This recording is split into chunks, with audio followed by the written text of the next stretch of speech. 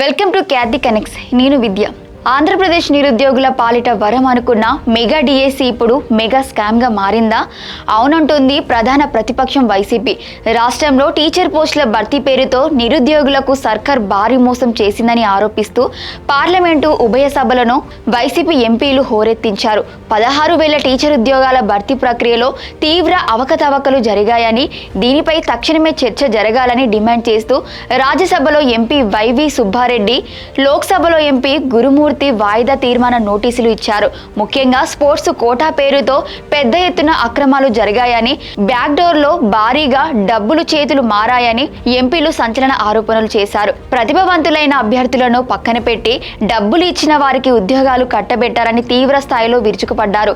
DSC పేరుతో జరిగిన ఈ భాగోతంపై ఏకంగా సిబిఐ ఎంక్వైరీ వేయాల్సిందేనంటూ డిమాండ్ చేశారు. అసలు డిఎస్సిలో ఏం జరిగింది?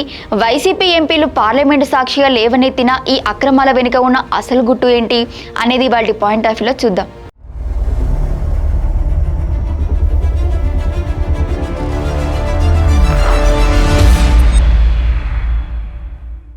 ఏపీలో కూటమి ప్రభుత్వం అత్యంత ప్రతిష్టాత్మకంగా చేపట్టిన 16,000 మెగా డిఎస్సి రిక్రూట్మెంట్ ఇప్పుడు జాతీయ స్థాయిలో హాట్ టాపిక్గా మారింది. ఈ నియామక ప్రక్రియలో పారదర్శకత లేదని, నిలువెల్లా అవినీతి జరిగిందంటూ వైసీపీ ఎంపీలు పార్లమెంటు వేదికగా ఆందోళనకు దిగారు. ఉభయ సభల్లోనూ ఈ వ్యవహారంపై వాయిదా తీర్మాన నోటీసులు ఇచ్చి సభ కార్యక్రమాలను స్తంభింపజేసే ప్రయత్నం చేశారు.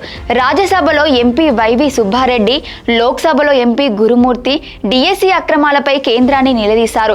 ఏళ్ల తరబడి పుస్తకాలతో కుస్తీ పట్టి రేయింబవళ్లు చదివిన నిరుద్యోగుల ఆశలపై ఏపీ ప్రభుత్వం నీళ్లు చల్లిందని ఎంపీలు ఆవేదన వ్యక్తం చేశారు. అర్హులకు దక్కాల్సిన పోస్టులను నిబంధనలకు విరుద్ధంగా తమ వారికి కట్టబెట్టేలా రిక్రూట్మెంట్ ప్రక్రియలో భారీ ఎత్తున కుట్ర జరిగిందని సభ దృష్టికి తీసుకొచ్చారు. వైసీపీ ఎంపీలు ప్రధానంగా టార్గెట్ చేసింది స్పోర్ట్స్ కోటాను. మెగా డిఎస్సిలో అత్యంత భారీగా నిధులు చేతులు మారింది ఈ క్రీడా కోటలోనే అని ఎంపీలు సంచలన ఆరోపణలు చేశారు.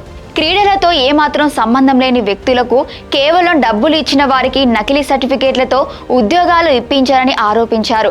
నిజమైన ప్రతిభావంతులకు ఏళ్ల తరబడి డిఎస్సి కోసం ప్రిపేర్ అవుతున్న అర్హులైన నిరుద్యోగులకు ఈ రిక్రూట్మెంట్ వల్ల తీరని అన్యాయం జరిగిందని మండిపడ్డారు. రాష్ట్ర ప్రభుత్వం ఆధ్వర్యంలో జరిగిన ఈ కుంభకోణంపై రాష్ట్ర సంస్థలతో విచారణ జరిపితే వాస్తవాలు వెలుగులోకి రావని, తక్షణమే కేంద్ర ప్రభుత్వం జోక్యం చేసుకొని సిబిఐతో నిష్పాక్షిక విచారణ జరిపించాలని డిమాండ్ చేశారు. అక్రమాలకు పాల్పడిన బాధ్యుతులు ఎవరైనా సరే కఠినంగా శిక్షించాలని వైసీపీ పట్టుబట్టింది. ఇది డిఎస్సి రిక్రూట్మెంట్ పై పార్లమెంటు సాక్షిగా వైసీపీ లేవనెత్తిన తుఫాన్.